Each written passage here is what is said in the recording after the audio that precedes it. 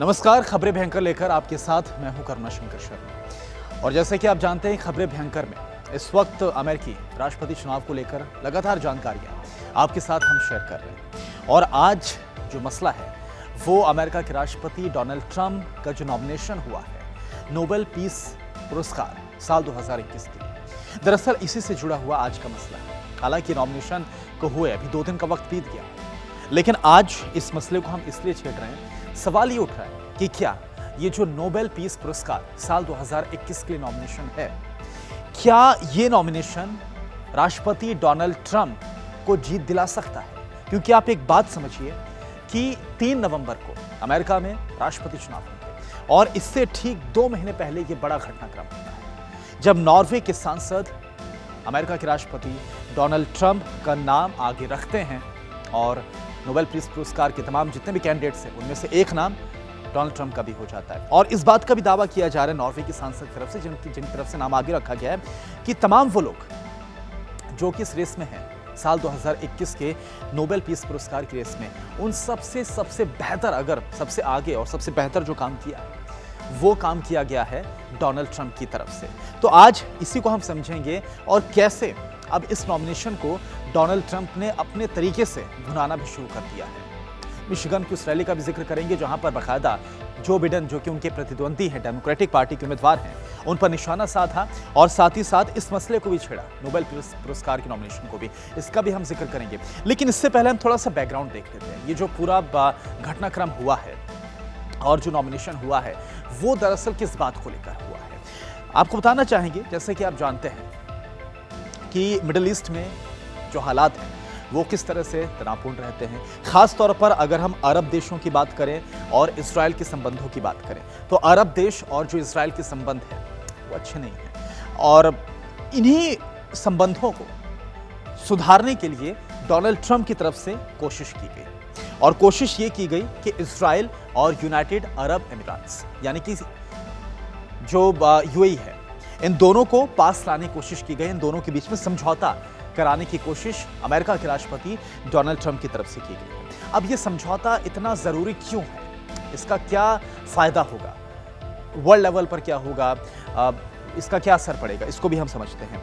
देखिए, 1948 जब इजराइल राष्ट्र बना और यहूदियों का ये राष्ट्र था, देखिए इस राष्ट्र को लेकर लगातार जो खास तौर पर मुस्लिम कंट्रीज थी, जो अरब कंट्रीज थी, वो इस राष्ट्र के खिलाफ लगातार उनकी तरफ से जो बयान थे वो सामने आ रहे थे, मान्यता भी नहीं दी जा रही थी।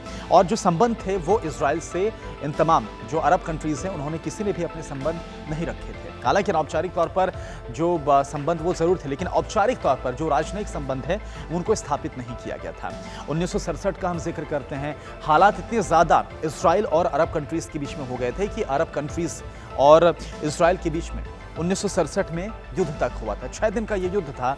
यानी कि आप समझ सकते हैं कि अगर अरब कंट्रीज में और इजराइल में युद्ध हुआ तो कितने बुरे हालात थे।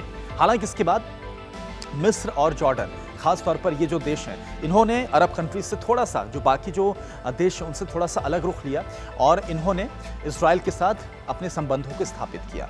तो एक तो उस वक्त ये 2 अलग अलग ट्रीटीज हुई, एक मिस्र और जॉर्डन के साथ। हालांकि तमाम जो बाकी जो देश थे अरब कंट्रीज के, वो इजराइल के साथ अपने संबंधों को स्थापित करने के पक्ष में नहीं थे और इसका जो असर है उस क्षेत्र में जो हालात हैं उस पर लगातार पड़ता है। वहाँ पर शांति नहीं कायम हो पाई। जैसे कि हम ये भी देखते हैं, जो इजराइल है, इजराइल किस तरह से वेस्ट बैंक में इजराइल की जो कॉलोनीज हैं, इजराइल की जो बस्तियां हैं, वो वेस्ट बैंक पर बसी हुई है। फिलिस्तीन लगातार इसको अपोज करता है इजराइल की बस्तियों को लेकर। और जो इजराइल है, बेंजामिन नेतन्याहू, वो लगातार बोलते हैं कि ये जो बस्तियां हैं दरअसल इनको वो अपने कब्जे में लेकर इन्हें इजराइल का ही पार्ट बनाएंगे, जो वेस्ट बैंक का है।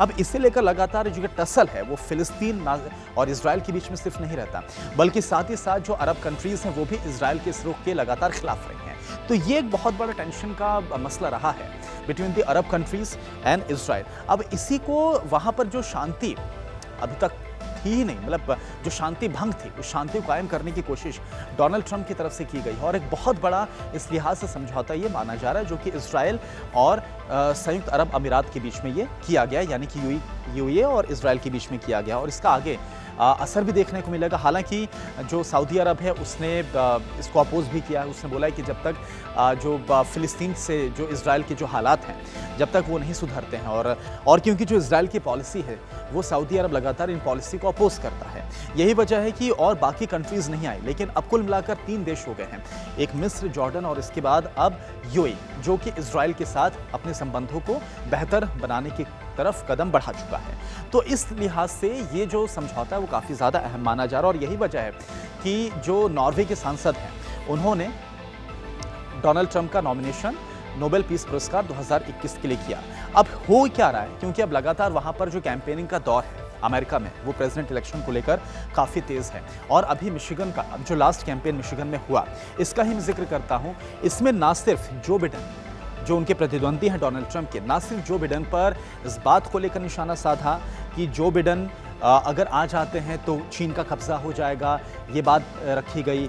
ये भी कहा गया कि अगर जो बिडेन आ जाते हैं, जो दंगाई एक बार फिर से काफ़ी ज़्यादा अपना जो दंगे हैं और जो शरारती तत्व हैं वो एक बार फिर से उठ खड़े होंगे अमेरिका में, यानी कि लॉ एंड ऑर्डर की सिचुएशन खराब हो सकती है। और साथ ही साथ इस बात का भी जिक्र कर दिया गया जो उनका नॉमिनेशन हुआ है डोनाल्ड ट्रंप का नोबेल पीस पुरस्कार के तौर पर। आप समझिए इससे क्या होगा। देखिए, वैसे भी अमेरिका जो कि दुनिया का सबसे शक्तिशाली देश है और उसके जो राष्ट्रपति हैं उनको सबसे ज़्यादा पावरफुल व्यक्ति के तौर पर देखा जाता है, और इस नॉमिनेशन के साथ ही वर्ल्ड लीडर के तौर पर डोनाल्ड ट्रंप की जो छवि है वर्ल्ड लीडर के तौर पर और भी ज़्यादा बूस्टअप होगी। और जाहिर सी बात है, एक्सपर्ट्स का मानना है कि इसका जो फ़ायदा है वो डोनाल्ड ट्रंप को जो बिडेन के खिलाफ मिलता हुआ नजर आएगा, यानी कि इसका जो रिफ्लेक्शन है वो आगामी चुनाव में देखने को भी मिल सकता है। तो कुल मिलाकर आज की इस खबरें भयंकर में इतना ही। आगे भी आपके साथ तमाम जानकारियाँ शेयर करते रहूँगा।